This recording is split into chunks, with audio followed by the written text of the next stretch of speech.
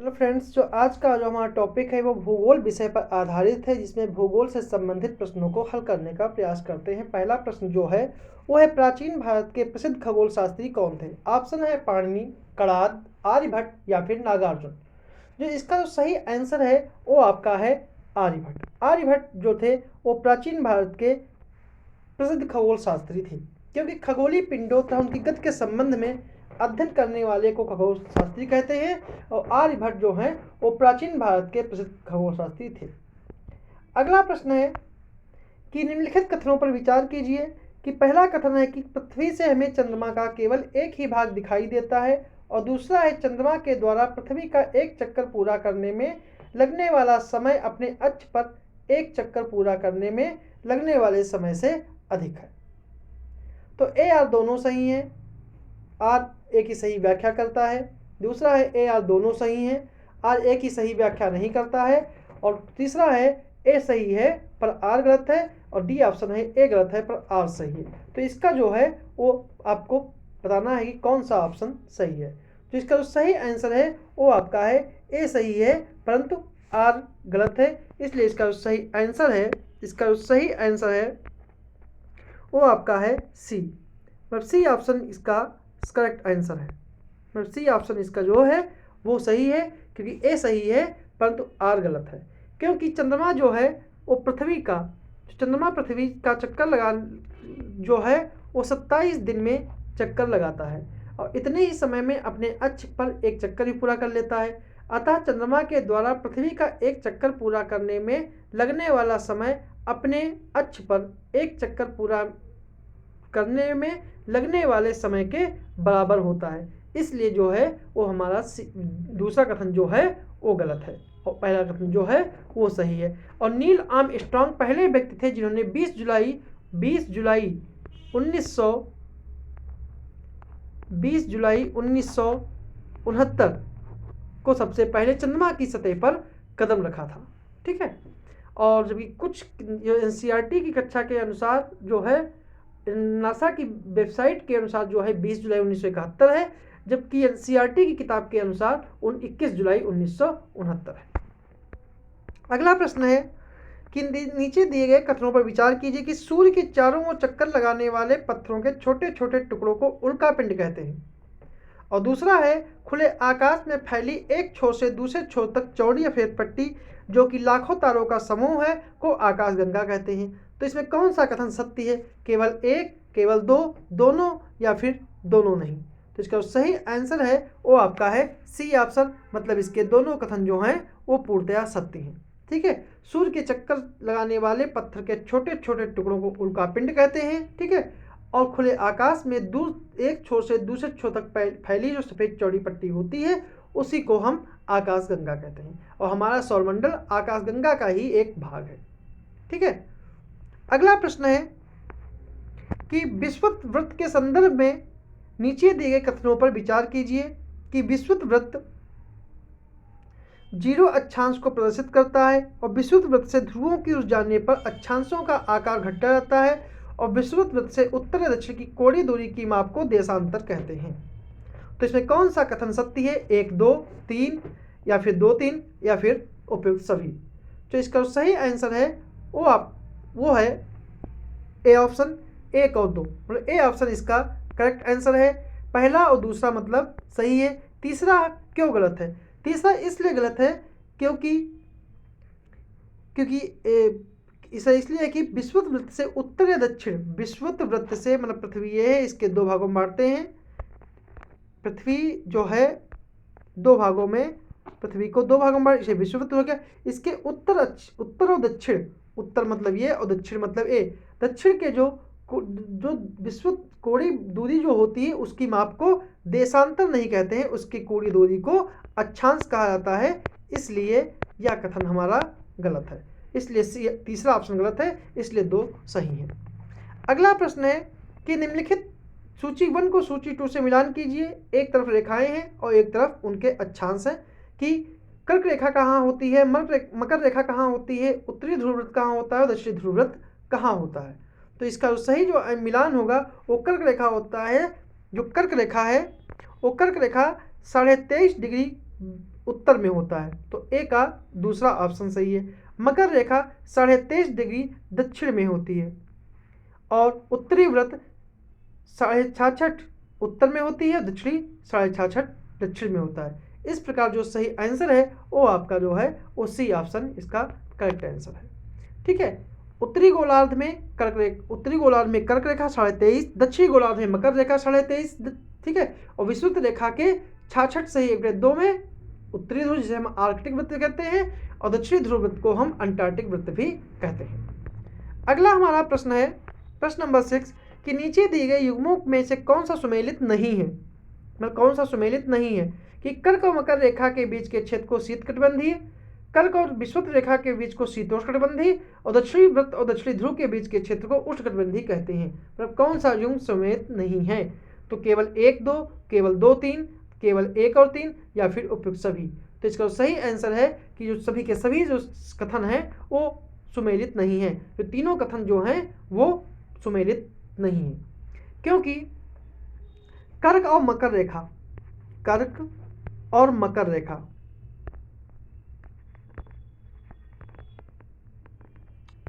से पृथ्वी, कर्क और मकर रेखा ये 23.5 डिग्री ऊपर कर्क रेखा और नीचे आपकी मकर रेखा, इस क्षेत्र को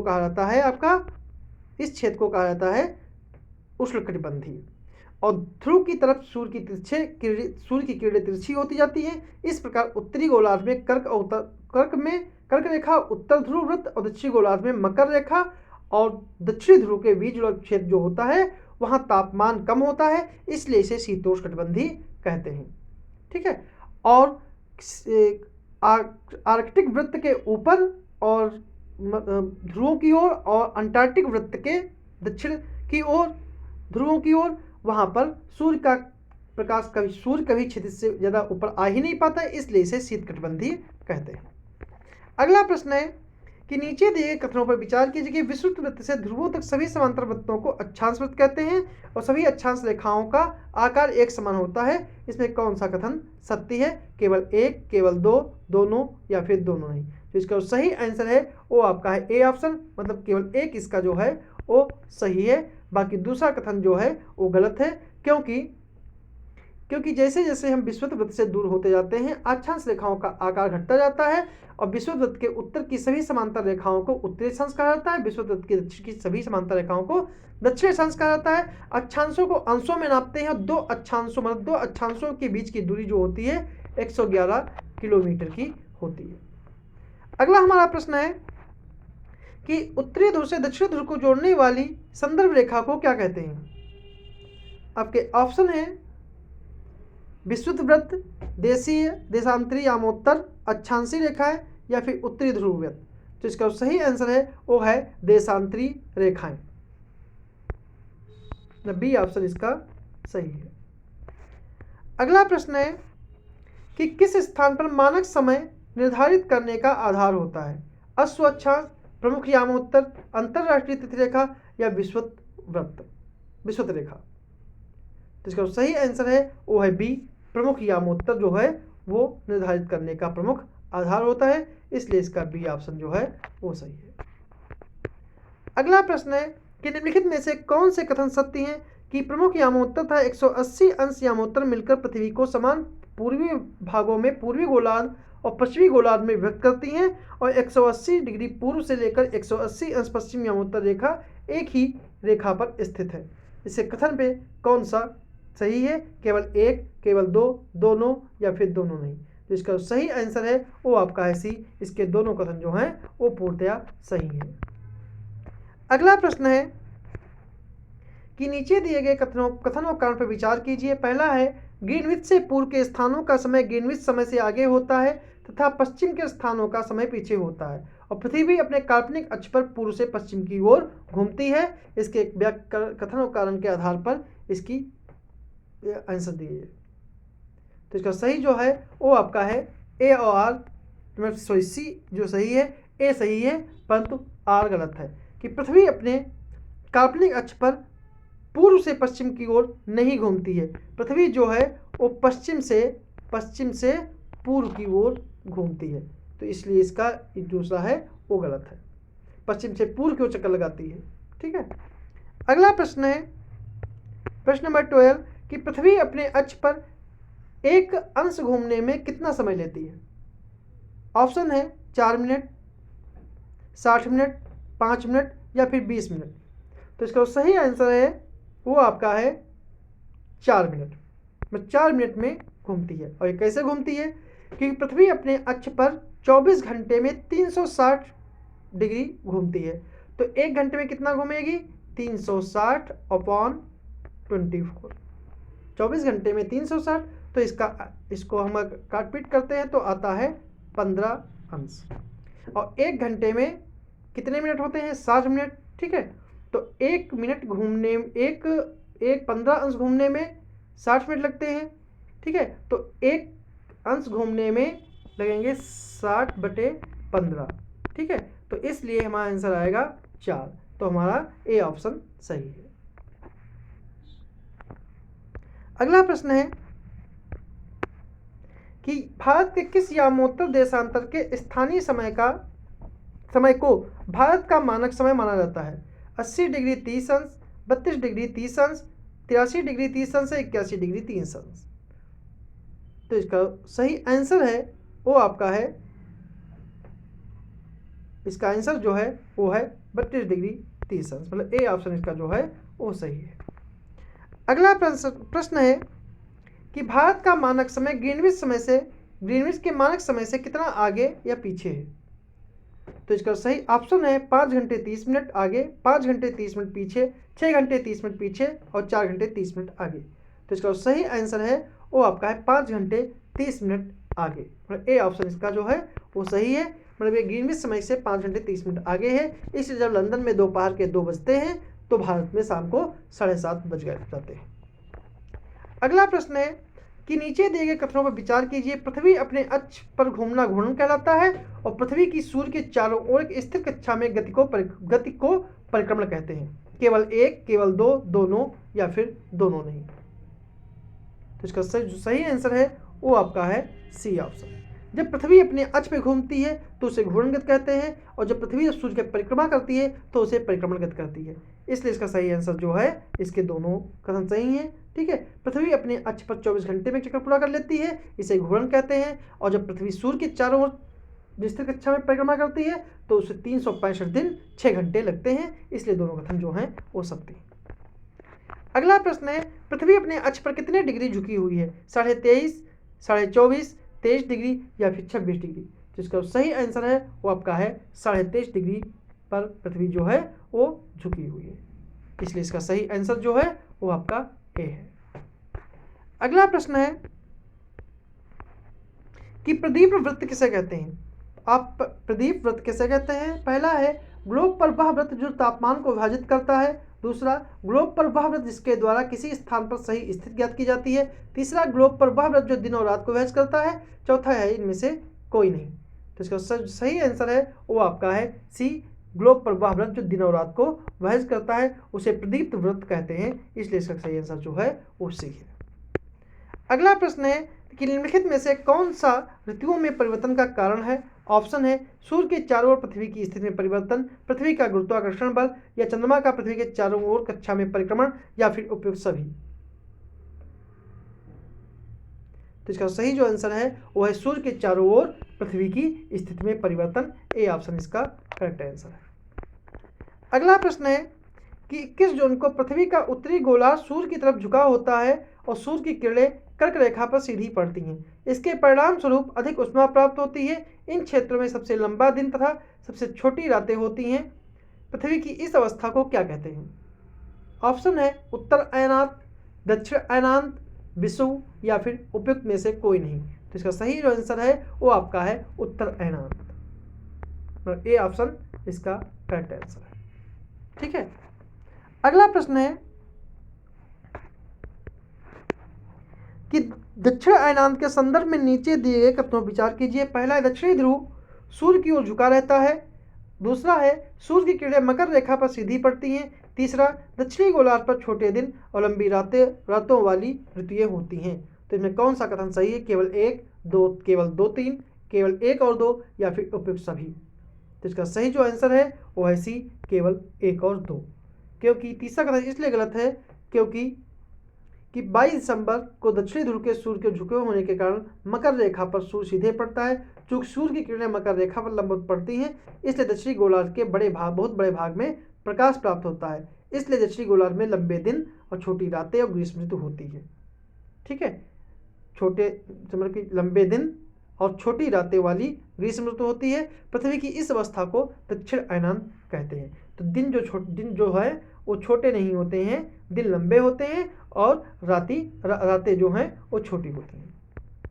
अगला प्रश्न है कि विश्व के संदर्भ में नीचे दिए गए कथनों में से कौन सा सत्य है कि इस अवस्था में सूर्य की किरणें विषुवत वृत्त पर सीधी पड़ती हैं, पूरी पृथ्वी पर दिन और रात बराबर होते हैं और कोई भी ध्रुव सूर्य की ओर झुका हुआ नहीं होता है। कूट के आधार पर चयनित करना है, 1 2 1 3 2 और 3 या फिर उपयुक्त सभी। जिसका जो सही आंसर है वो आपका है उपयुक्त सभी, मतलब कि जो सभी ऑप्शन है वो हमारे सही हैं। ठीक है, 21 मार्च और 23 सितंबर, ठीक है, को सूर्य की किरणें विषुवत वृत्त पर सीधी पड़ती हैं, इसलिए इसे विषुव कहते हैं, 21 मार्च और 23 सितंबर को। अगला प्रश्न है कि लीप वर्ष में अधिकतम दिन कितने होते हैं? 365 दिन, 366 दिन, 364 दिन या फिर 368 दिन। तो इसका सही जो आंसर है वो आपका है 366 दिन। पृथ्वी की सूर्य की गति परिक्रमा करने में 365 दिन 6 घंटे लगाती है और सुविधा के लिए हम 365 दिन गिनते हैं और 6 घंटे का समय छोड़ देते हैं। इस प्रकार 4 वर्षों में 24 घंटे अर्थात 1 दिन का अंतर हो जाता है और इसके अतिरिक्त दिन को फरवरी के महीने में जोड़ा जाता है। इसलिए प्रत्येक चौथे वर्ष फरवरी जो है वो 28 के बदले 29 दिन की होती है। इस प्रकार हर चौथा वर्ष 366 दिन का होता है, इसी को लीप वर्ष कहते हैं। अगला प्रश्न है कि भौतिक मानचित्र में किन्हें शामिल किया जाता है? पर्वत, मैदान, पठार, महासागर या फिर देश और राज्यों की सीमाएं। तो इसका सही आंसर है ऑप्शन है 1 3 5, 1 2 4 5, 1 2 3 4 या उपयुक्त सभी। तो इसका सही जो आंसर है वो आपका है 1 2 3 4। ठीक है, उन्हें पृथ्वी की प्राकृतिक आकृतियों जैसे पर्वत, पठार, मैदान, नदियां, महासागर, इनको दर्शाने वाले मानचित्र को भौतिक या उच्चावच मानचित्र कहा जाता है। भौतिक मानचित्र को ही उच्चावच मानचित्र कहा जाता है। ठीक है, अगला प्रश्न है कि राज्यों, नगरों, शहरों और गांवों के विश्व के देशों की सीमाओं को दर्शाने वाले मानचित्र को क्या कहते हैं? ऑप्शन है भौतिक मानचित्र, राजनीतिक मानचित्र, थियोमेटिक मानचित्र या फिर इनमें से कोई नहीं। तो इसका सही जो आंसर है वो आपका है राजनीतिक मानचित्र, बी ऑप्शन करेक्ट आंसर। आज का आखिरी प्रश्न है कि थियोमेटिक मानचित्र में किसे शामिल किया जाता है? ऑप्शन है सड़क मानचित्र, वर्षा मानचित्र या फिर वन और उद्योगों के वितरण को दर्शाने वाले मानचित्र। ऑप्शन है 1 2 2 3 1 3 या फिर उपयुक्त सभी। तो इसका सही जो आंसर है वो आपका है उपयुक्त सभी। ठीक है, इसका डी ऑप्शन जो है वो पूर्णतः सही है। तो ये थे आज के हमारे 25 प्रश्न।